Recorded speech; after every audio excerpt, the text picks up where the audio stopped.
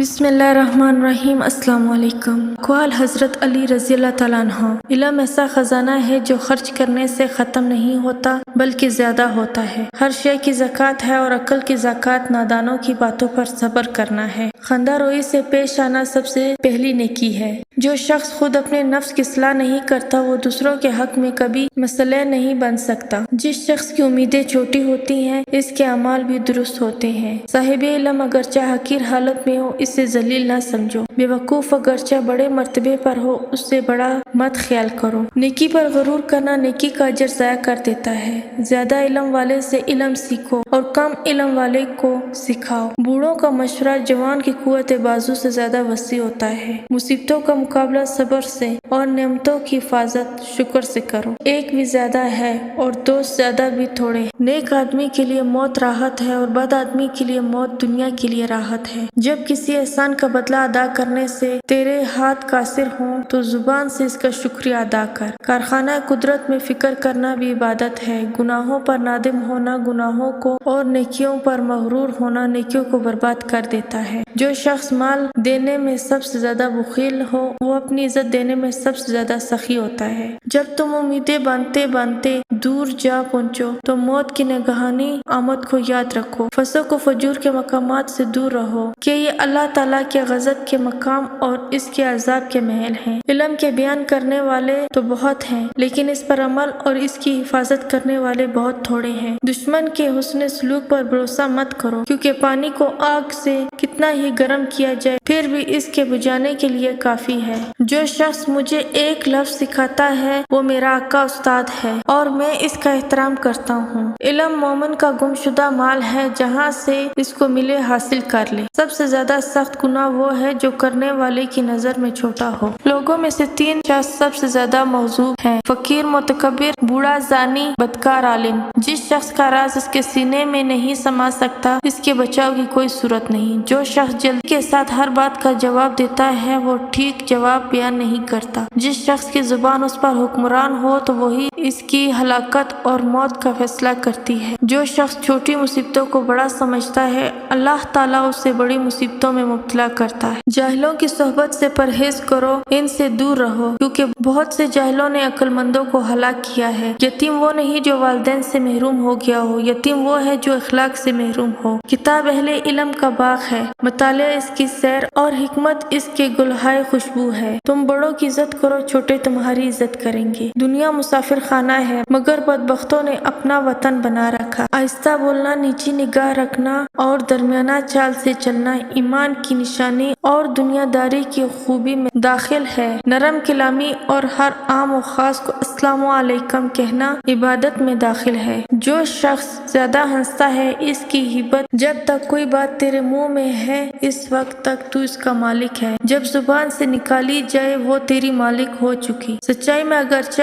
خوف ہے مگر باعث نجات ہے اور جھوٹ میں اگرچہ اطمینان ہو مگر موجب ہلاکت ہے۔ عقل مند اگر خاموش رہے تو قدرت الہی میں فکر کرتا ہے اور جب نگاہ اٹھا کر دیکھے تو غیرت حاصل کرتا ہے۔ حرص سے کچھ روزی نہیں بڑھ جاتی مگر آدمی کی قدر گھٹ جاتی ہے۔ جس شخص کے دل میں جتنی زیادہ حرص ہوتی ہے اس کو اللہ تعالیٰ پر اتنا ہی کم یقین ہوتا ہے۔ دولت کی مستی سے اللہ تعالیٰ کی پناہ مانگو کیونکہ یہ وہ لمبی مستی ہے کہ جس کے نشے کو سوائے موت کے کوئی دوسری چیز نہیں اتار سکتی۔ سب سے زیادہ بلیغ مؤثر واعظ یہ ہے کہ انسان قبرستان کو دیکھ کر عبرت حاصل کرے۔ جب تو کمزوروں کو کچھ دے نہیں سکتا تو ان کے ساتھ رحمت اور مہربانی ہی سے پیش آؤ۔ ہم اللہ تعالیٰ کی اس تقسیم پر راضی ہیں کہ اس نے ہمیں علم عطا کیا اور جاہلوں کو دولت دی کیونکہ دولت تو عنقریب فنا ہو جائے گی اور علم کو زوال نہیں۔ شرافت افعال و اعمال عمدگی سے ظاہر ہوتی ہے۔ صدقہ سے اپنے ایمان کی نگہداشت اور زکوٰۃ سے اپنے مال کی حفاظت کرو اور دعا سے مصیبت و ابتلا کی لہروں کو دور کرو۔ محسن کا شکر ادا کرو اور شکر گزار پر احسان کرو۔ انسان کا سب سے بڑا دشمن اس کا پیٹ ہے۔ ثواب حاصل کرنے کی نسبت گناہ سے پرہیز کرنا زیادہ بہتر ہے۔